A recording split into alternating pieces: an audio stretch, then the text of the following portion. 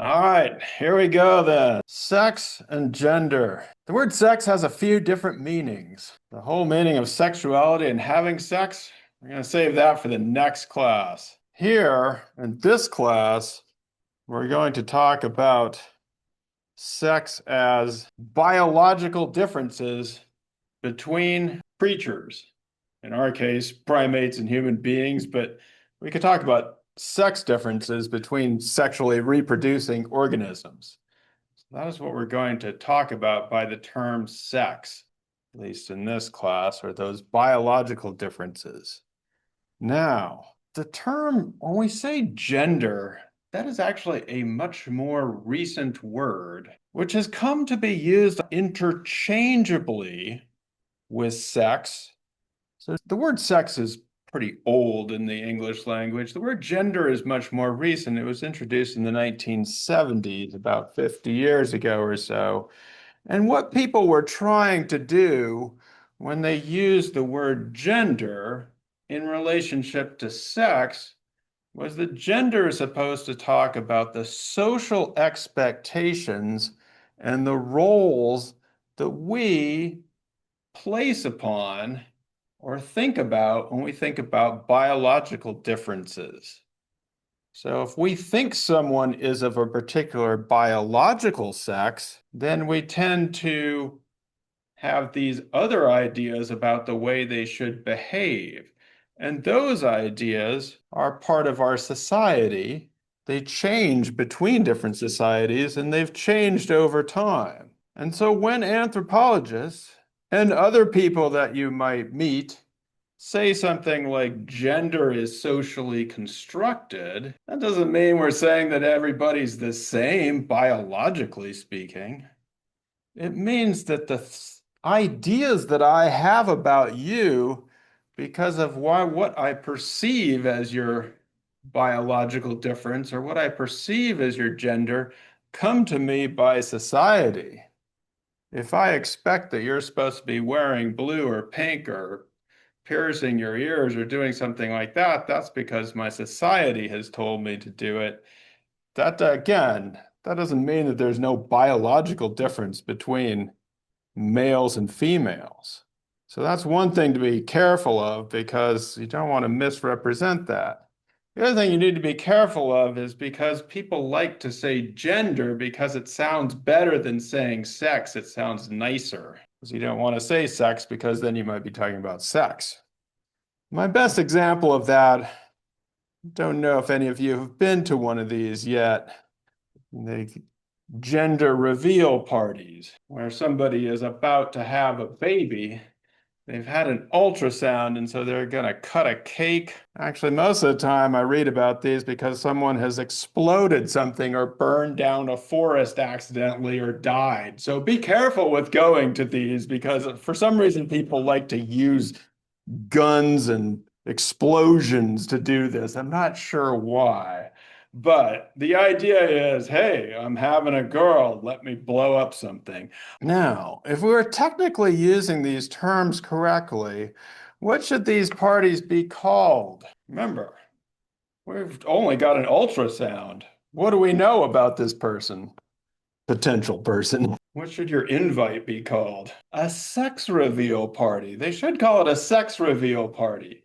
However, probably a whole different variety of people would show up if you called it a sex reveal party. There'd be all kinds of weirdos there. So we'll let them have it. You are also revealing your gender expectations for your child. If you're throwing one of these parties, you've probably got the crib all set up and the room all painted and the clothes all bought.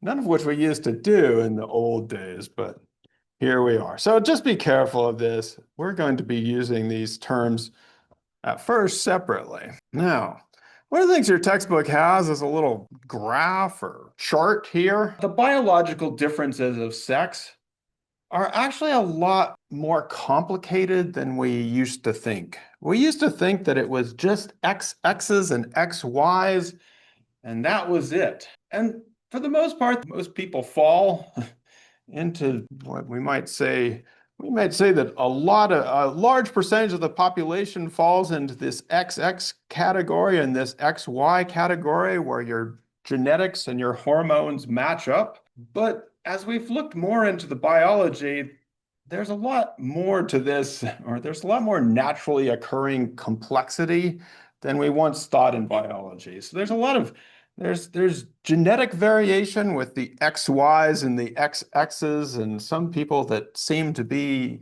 XY or actually have different forms of genitalia, and the hormonal stuff is sometimes different. And it's a little more complicated than we've been taught. And that's just something to think about when we think about these our rules about who gets assigned to which category. But the other part of this is that our social expectations, our gendered expectations also influence the way we treat little people growing up. So I hope this isn't as what it was like in the olden days, but in the old days, the boys got the protein because they were supposed to go off and work. By olden days, I mean about 100 years ago. And the little girls got the sugars because it was cheap calories. And again, in the olden days, the boys got the participate in more masculine sports and lift weights and things like that. And women were discouraged or even prohibited from doing that. And certainly you've probably seen those pictures of, say, NCAA weight rooms when the girls' team goes to play and the boys' team goes to play, and the different weights that that they sometimes have. And again, I'm not saying that boys and girls and women and men are biologically the same, but our social expectations for what they should be doing certainly drive that in particular directions. And so your book introduces a term. I'm not sure what I think about. It's a little new for me. They call it gender asterisk sex as one word, which probably if you put this into your spell checker, you're going to get flagged as doing something weird. So I don't know. I don't know about this term, but we'll go with them for a little bit. What they're trying to do, well, they say this is an academic term. This is something that people use in, in colleges and universities.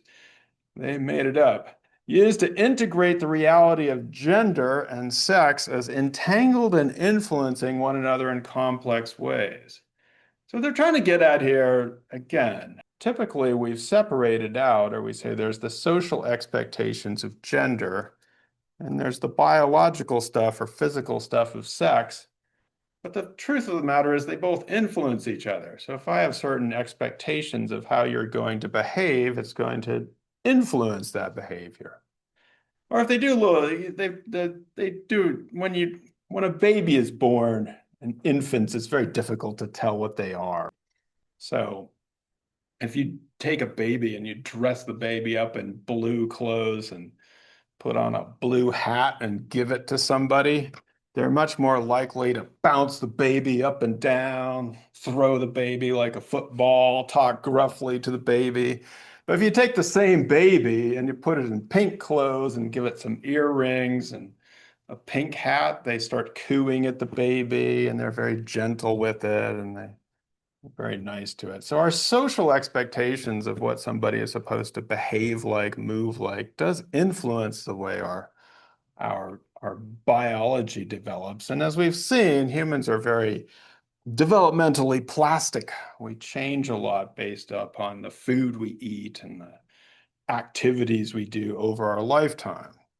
So this will develop differently in different societies. Now, most of us are very familiar with binary gender. I've been using those terms, males and females, men and women, boys and girls, and it is now the dominant global form of how we do gender. Almost any society you're going to go around and you'll find people who identify these ways. We'll talk about how it wasn't always the case, but it certainly is true now.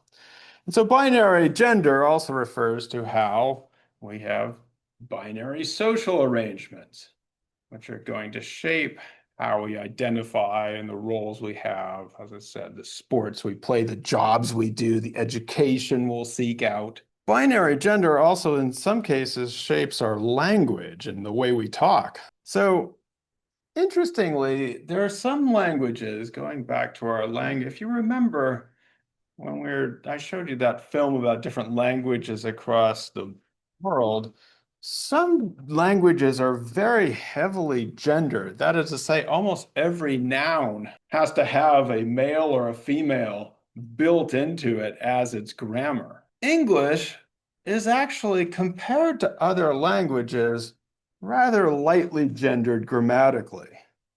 So, for example, in our language unit, I kept talking about this table here and comparing it to the Spanish word, which might be mesa. And in the language unit, I was talking about how there's no necessary connection. It's rather arbitrary that we use the word table as against mesa. There's nothing table-like about that table that makes us use that word. Notice, however, that in English, the has no gender and table has no gender. But in Spanish, mesa is feminine, and so also that la is feminine as well. So in Spanish, that table is looking pretty feminine. In English, it doesn't matter. Now you might say, well, that's easy. You just have to know the difference between words that end in A and words that end in O. Be careful. There are problems with that. In many of these languages, you have to know what the heck the gender is, and there are words in Spanish. Don't fall into mock Spanish and say la problema, it's el problema, because there's a Greek root to that.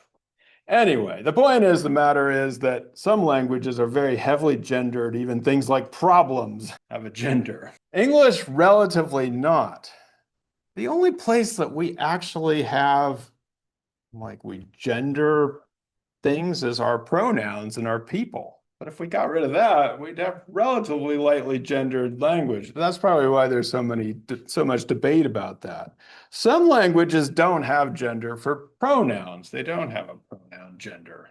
We don't have to worry about this stuff because people are people. However, that doesn't mean that they don't have any gender, right? So sometimes they might not have a specific pronoun, but if you tend to end your sentences with a different inflection or the pitch of your voice, then there might be a gendered aspect to that, even if it's not technically built into the gender. So there's a number of different ways in which we are taught to speak in different languages and at different levels of society, which signals or builds in our gender. Yeah, that's what we were talking about.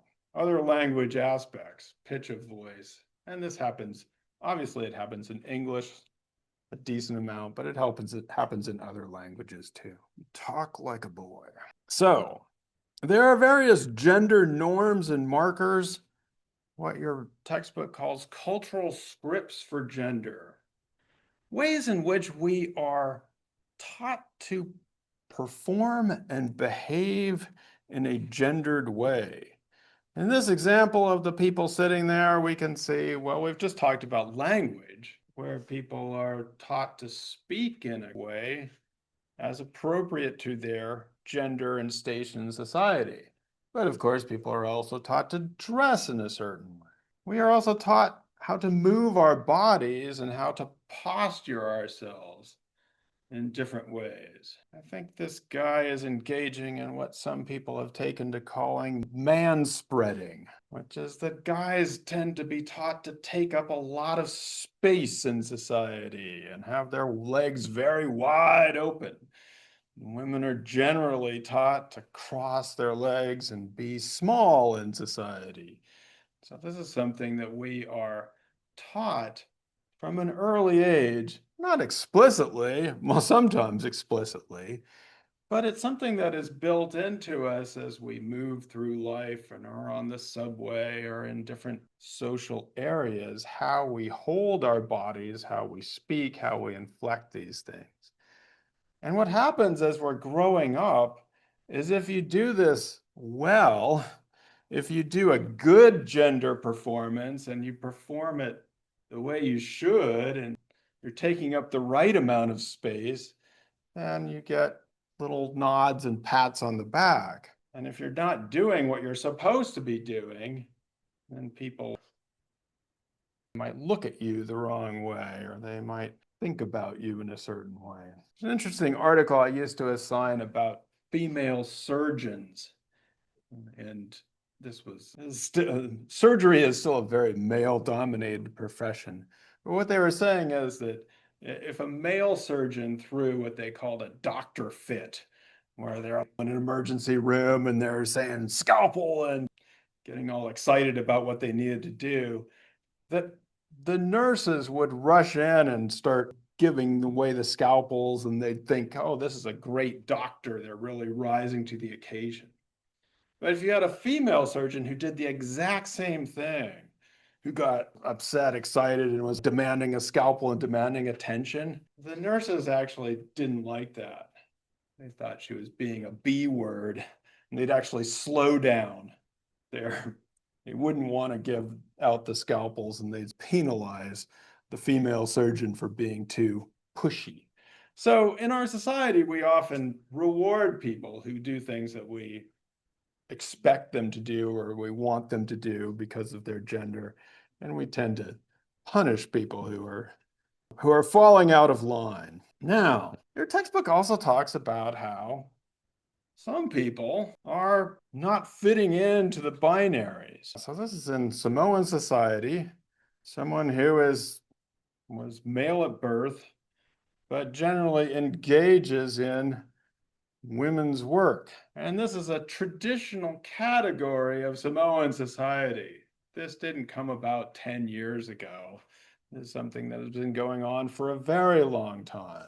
Similarly, or not quite the same, but the Hijras across India, Pakistan, Bangladesh, many of them assigned male at birth, but are considered to be a third gender or a separate gender category. Textbook doesn't talk about this, but in indigenous America and Native America, there were many people who were, or there was a category of people who some Native Americans have been trying to rescue this category because it was basically outlawed under colonialism. But the idea that you were born with both spirits or two-spirit people. And so actually, if we look around the world, the idea of not being one or the other, being non-binary or being a separate or a third gender category, is both thousands of years old and found in many, many different societies. So sometimes we tend to think that this is just happening now. It just happened 20 years ago in our society. But in fact, something, or again, these are not necessarily considered to be, that we should not equivalate these to the categories that we have in our society. But we do see that people do have non-binary categories in many different societies, and for a very, very long time, much longer than we've been around. So given that there are these differences in genders and binaries in these things, our textbook asks, well, where did we get this idea of binary gender from? On the one hand, you have non-human primates who do have obviously differences in biological sex, but there's no evidence that they socialize female chimpanzees different than male chimpanzees. They basically all raise them the same. And so it's actually in the human lineage, or it seems like in terms of organizing our societies, we are unlike other primates and unlike other creatures in that we organize our societies around gender or social roles. And so, of course, that leads us to the question of when that might have happened in the human lineage. If the non-human primates, if the chimpanzees, bonobos aren't socializing or organizing their society around gender roles, how did this happen with humans? And so your textbook talks about gender and early hominins and the surprising role that we get from teeth again. So in the old days, teeth were very important, not just to eat with, but to do all kinds of things with. That was a very surprising passage. I love it, like a third hand. And so when we look at the Neanderthals, for example, and their teeth and what they were doing, we think that both male and female Neanderthals were doing these hunts.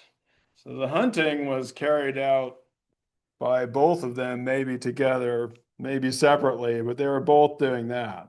So in terms of the way they were using these teeth as a third hand, it probably meant that they were using them to do things with the hides and hide work. And we see this in various societies where it's, you have to use scrapers and other things on animal hides. And so it seems like although both male and female Neanderthals were hunting, that the work of preparing hides was more for the females, and it led to this different kind of tooth decay, which leads to an interesting hypothesis.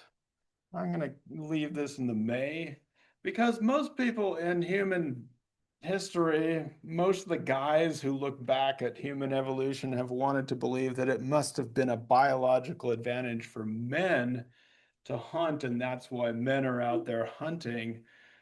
But the physical evidence, at least from the Neanderthals, suggests something different, that the women were hunting too, and they suggest that maybe since the females had an advantage in doing the child care, then the women were like, we'll take care of the kids and you guys can go hunt and fish.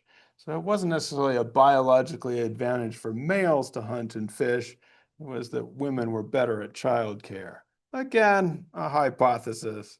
We'll see how that plays out in different years. In general, when we look at the ancient humans, we do know that they were engaged in hunting because hunting produced calorically dense foods.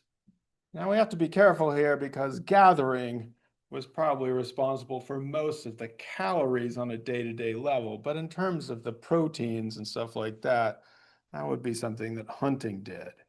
And so the major hypothesis, the survival advantage hypothesis, has been that there's a division of labor in which you'd have the men hunting and the women gathering, or perhaps doing more child care, so that you could get calorically dense food in order to raise children who had large brains. As we talked about, having an infant with a large brain is calorically expensive.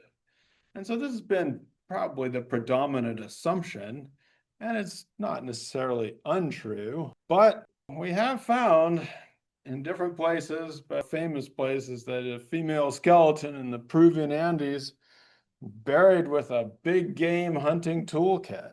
And so the Neanderthals, it doesn't seem like necessarily this was biologically limited to males or females. And so in general, one of the things we have to be careful of, and this will come up in the next chapter as well, is when we look at these things archaeologically, we have often made assumptions about who goes with what.